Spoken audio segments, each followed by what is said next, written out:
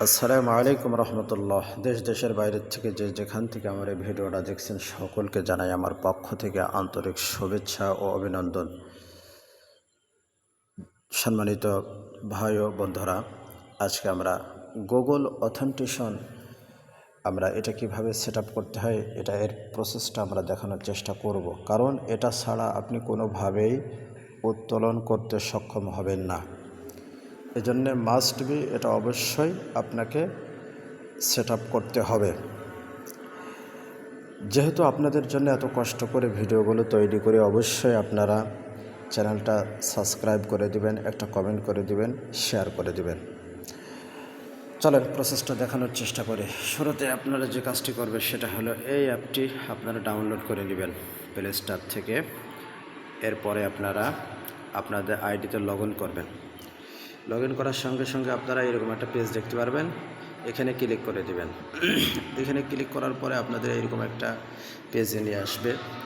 এরপর আপনারা যে কাজটি করবেন সেটা হলো এই যে ইনাবল যে অপশনটা আছে এখানে আপনারা ক্লিক করে দিবেন।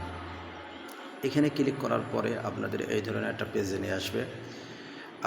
আপনারা যে কাজটি করবেন এই সেন্টে ক্লিক করবেন এবং আপনাদের ইমেলে একটা কোড যাবে, ওই কোডটা আবার এখানে নিয়ে এসে বসাই দিয়ে কনফার্ম করে দিবেন। কনফার্ম করার পরে আপনাদের সামনে এই ধরনের একটা পেজ আসবে।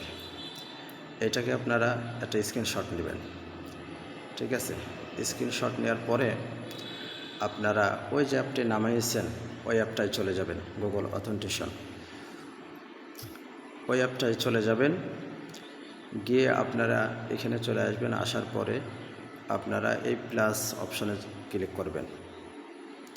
প্লাস অপশনে ক্লিক করলে আপনাদের কাছে একটা অ্যাড শো করতে পারে।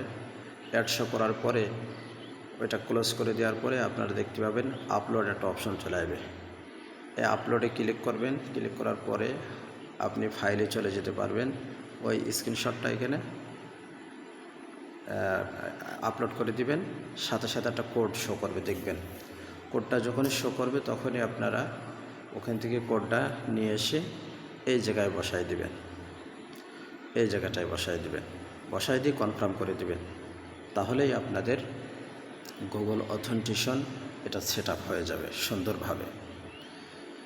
সম্মানিত ভাই ও বন্ধুরা, গুগল অথেন্টিকেশন আইডি করার সঙ্গে সঙ্গেই আপনারা স্টার ট্রেডারে আইডি করার সঙ্গে সঙ্গেই এটা সেট আপ করে নেবেন, নতুবা আপনাদের পরবর্তীতে সমস্যা হতে পারে। তখন আপনাদের আইডি কার্ড, তারপরে আপনার আইডি কার্ডের এপিডোপিট, আইডি কার্ড সহ আপনার ছবি, ডিটেলস তখন দেওয়া লাগবে আবার এই অপশন চালু করার জন্য। এই জন্য আপনারা মাস্ট বি যখনই এই কাজটি করবেন আপনারা সাথে সাথেই এই গুগল অথেন্টিকেশন অপশনটা চালু করবেন। ধন্যবাদ।